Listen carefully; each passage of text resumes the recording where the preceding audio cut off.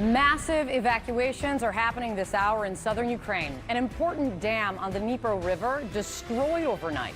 One Ukrainian official accused Russia of destroying the dam to, quote, create obstacles for any Ukrainian counteroffensive. Russia, though, is rejecting that and blaming Ukraine. Aerial video shows water just gushing through the destroyed portion of the dam you can see there. And I want to show you another angle that we have pulled in. You can also see what looks like just a geyser shooting up into the air. Some of the dam's facilities there are in the background and some heavily damaged as this flood unfolded.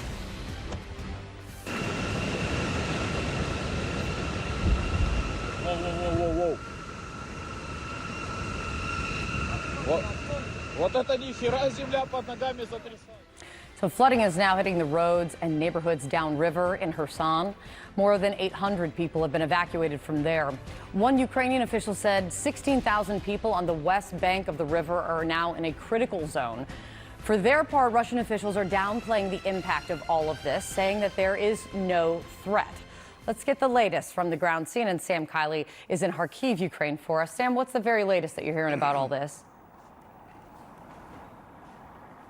Well, Kate, I can tell you that we've been in touch with Ukrainian sources on the ground in a position to know, and they are saying that the Russian troops opposite Kherson city, in other words, the troops that have been based there, manning artillery positions, tank positions, firing into Kherson and other villages, did not know that this was going to be a flood. The sources are saying that the Russians that they saw were flooded out, their trenches overwhelmed. They saw Russians abandoning military locations, and it was clear to them, at least, that the Russians had no idea that this flood was coming their way. Now, we don't have independent verification of this because there is very, very difficult indeed to get access to Kherson city for verification. But these are known and trusted Ukrainian sources that CNN has worked with in the past. And if that is confirmed, I see no reason at all to disbelieve it, given this is a reliable source.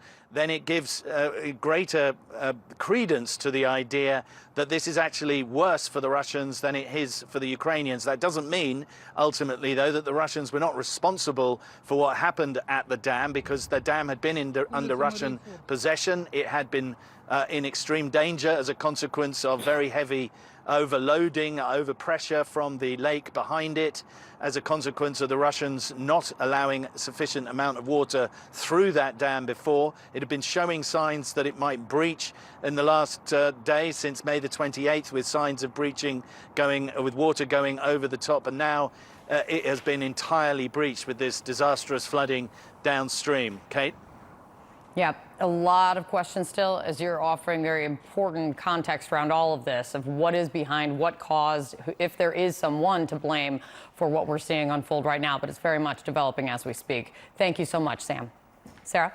The significance of the dam in southern Ukraine cannot be overstated. It bridges the Dnipro River, holding back a huge reservoir of water, the volume nearly equal to the Great Salt Lake. The dam stands nearly 100 feet tall and is about 2 miles long. There are multiple towns and cities, as you just heard, downstream, including Kherson. Water from the reservoir supplies the Crimean Peninsula to the south, which was annexed by Russia in 2014, as well as the Zaporizhzhia nuclear plant, Europe's largest. The dam is also part of a nearby hydroelectric power plant. Ukraine's energy operator says it too has been totally destroyed.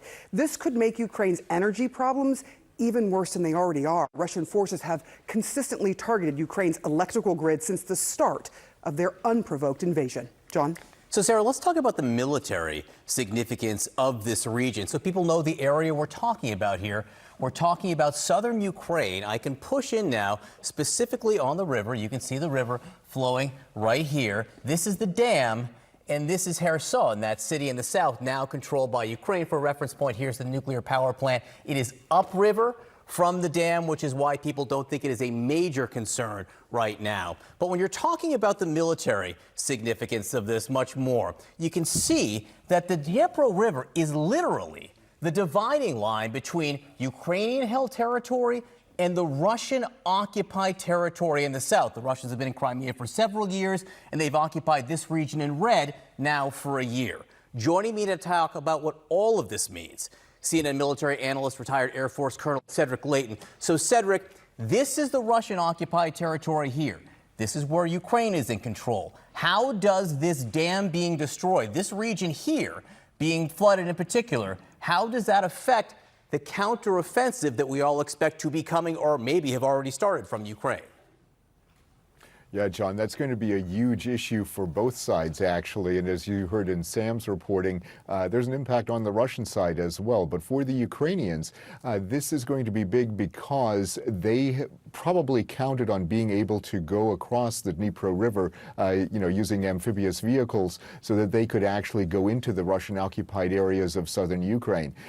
This makes it much more difficult to do, not impossible, but it's much more difficult to do this given the volume of water that's coming through this area, and also the impact that it has on existing infrastructure such as bridges, roads, and the things that you would encounter in a normal military operation. Yeah, this was, by the way, one of the major bridges from the Ukrainian-held territory into the Russian-held territory. That bridge is now very much gone and inoperable as well. You talked about what this means for the Russians, Cedric. I just want to point out, this is Crimea, where the Russians have occupied for some time. There was a canal also that connects that dam area with Crimea, a major source of water for the peninsula. So how does this impact the Russians?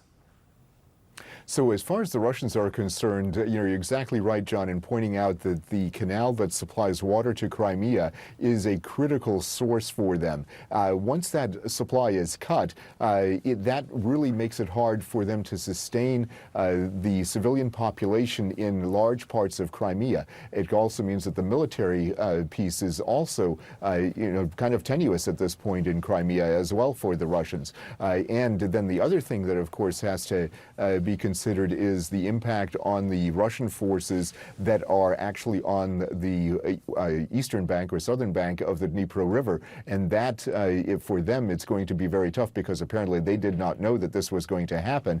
And as a result of that, they're forced to abandon their positions. They're no longer in a position to hold back any Ukrainian efforts to go across this particular area of Ukraine. Cedric, again, here is the dam so people can see where it is on the Dnipro River. The area where I think some people had been expecting the Ukrainian counteroffensive may have been up here to push through to the Sea of Azov and cut off Crimea, cut off this land bridge here. How does the destruction of the dam perhaps impact that? Might troops need to be diverted either from the Russian side or the Ukrainian side now? Yes, it's possible that the Russian troops would move further east and that the same would happen to the Ukrainian troops. I think several things were being planned by the Ukrainians. One of them would have been exactly where you mentioned that they would have crossed into that part of the southern areas so that they would have a good location where they could actually go toward the Sea of Azov. Their main goal is to cut that land bridge, no doubt about it. But they also want to make sure that there are other things that they can get on the western part, and that's part of the area that they're going to have difficulty with right now. All right, Colonel Cedric Leighton, thank you so much for helping us understand these very important developments today.